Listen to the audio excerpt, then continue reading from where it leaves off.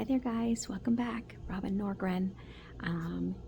Here we are with another episode of the Encyclopedia Brown Mysteries.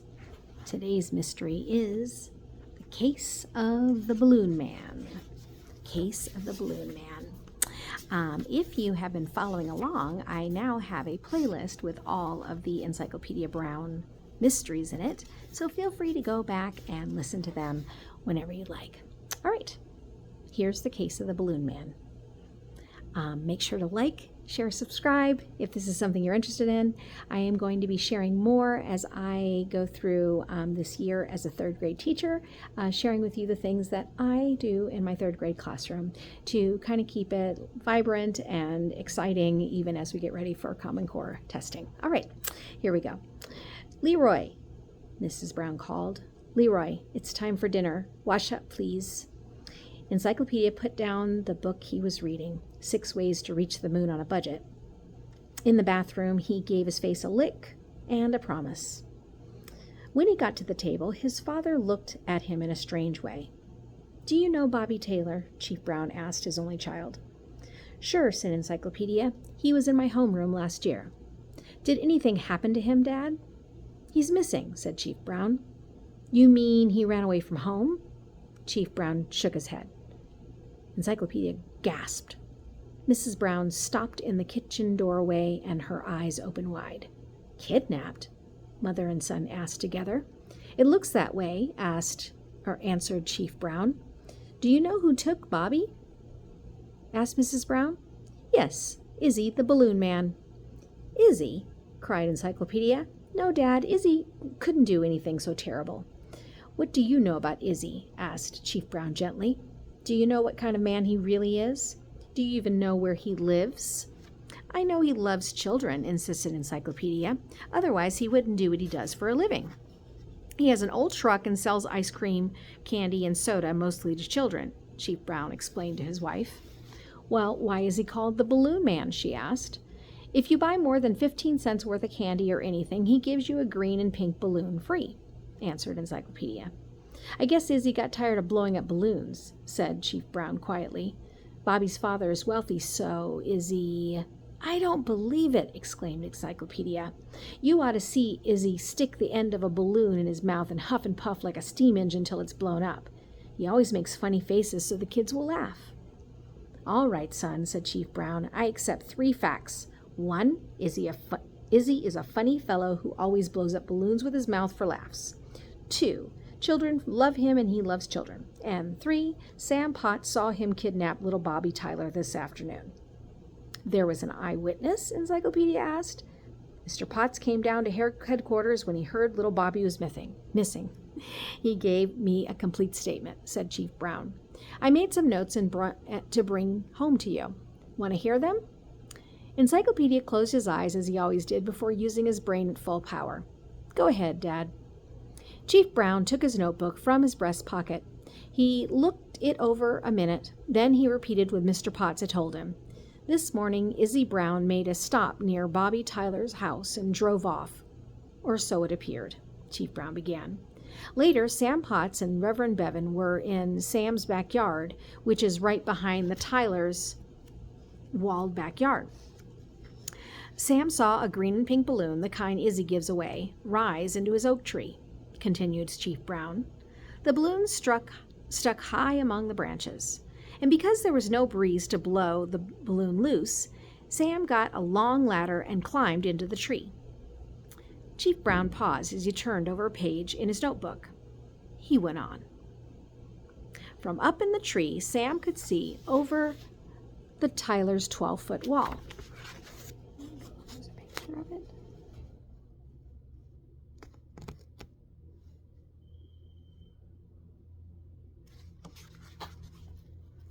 Sam says that as he freed the balloon, he looked down into the Tyler's yard. He saw Izzy put Bobby into his truck and drive off. Sam told Reverend Bevan what he had just seen, and both men took it for granted that Bobby's mother had said he could go for a ride in Izzy's truck. Later, when Reverend learned that Bobby was missing, he advised Sam Potts to see me. Chief Brown closed his notebook. An hour after Sam Potts had told me what he had seen, Bobby's father telephoned. He had received a note. It said he must pay $60,000 or never see Bobby again. He would learn where to leave the money tomorrow. Chief Brown stopped talking, and both he and Mrs. Brown looked at Encyclopedia. Idaville's ace detective kept his eyes closed and thought a long time after his father had finished talking. At last, he opened his eyes. He asked 2 questions. It seldom took more than 2 to solve a mystery when his father gave him the facts. "How does Mr. Potts earn his living?" he asked first.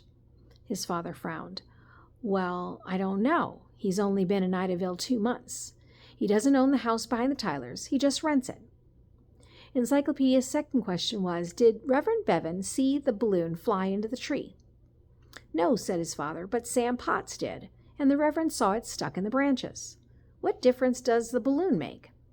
"It solves the case," explains Encyclopedia. "Do you know where Bobby is?" asked his mother anxiously. "Is he unhurt?" "I don't know that, Mom," said Encyclopedia, realizing he'd spoken too quickly. "But I know who kidnapped Bobby." "We already know that," pointed out Chief Brown. "It was Izzy the Balloon Man." "No, Izzy has probably been kidnapped too," said Encyclopedia. Chief Brown sat back and stared. "The guilty man," said Encyclopedia, "had to find someone to blame Bobby's kidnapping on. Izzy was chosen. So Izzy had to be kept hidden or he'll deny the crime." "What makes you so all-fire certain that Izzy didn't kidnap Bobby Tyler?" demanded Chief Brown. "Because Mr. Potts kidnapped Bobby," answered Encyclopedia. "Sam Potts may be a stranger in Idaville, but that doesn't make him a kidnapper," said Chief Brown angrily. "And don't forget Reverend Bevan was right there with him." "Mr. Potts wanted him there," said Encyclopedia. "The Reverend was a perfect witness. But the Reverend couldn't see over the wall into Bobby's backyard, so he had to accept what Mr. Potts up in the tree said he saw." "Are you telling me that Sam Potts used the Reverend?" said Chief Brown. "He did," said Encyclopedia. "I'm sorry, son," said Chief Brown. "You just don't have any reason for saying that Mr. Potts lied about seeing Izzy put Bobby into his truck." "I have very good reason, Dad," said Encyclopedia. "Mr. Potts might have gotten away with the kidnapping and collected the $60,000 ransom, but he overlooked one simple fact about Izzy." What had Mr. Potts overlooked? All right, you can pause the video here as your group talks about what is it that they overlooked about Izzy.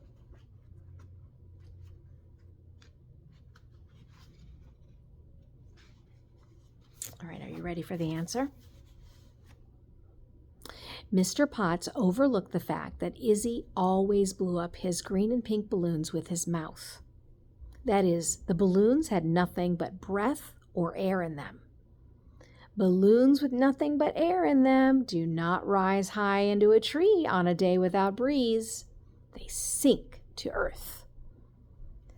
Only a balloon blown up with something lighter than air, such as helium, will rise high in the air.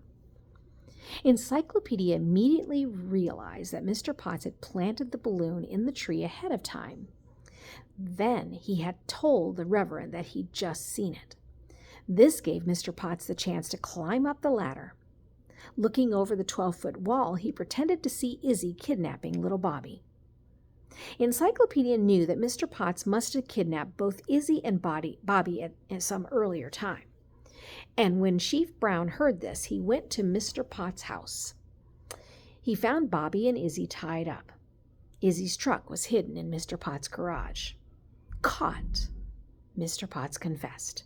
He had rented the house behind Tyler's in order to kidnap Bobby and hold him for ransom money. All right, well, thank you so much for stopping by. Make sure and check out the other mysteries and read-alouds that are here on my channel. And third grade teachers, you also have other resources here on the channel, so make sure to like and share and subscribe, and leave down in the comments any sort of questions that you might have for me. All right, I'll see you back here soon. Bye-bye.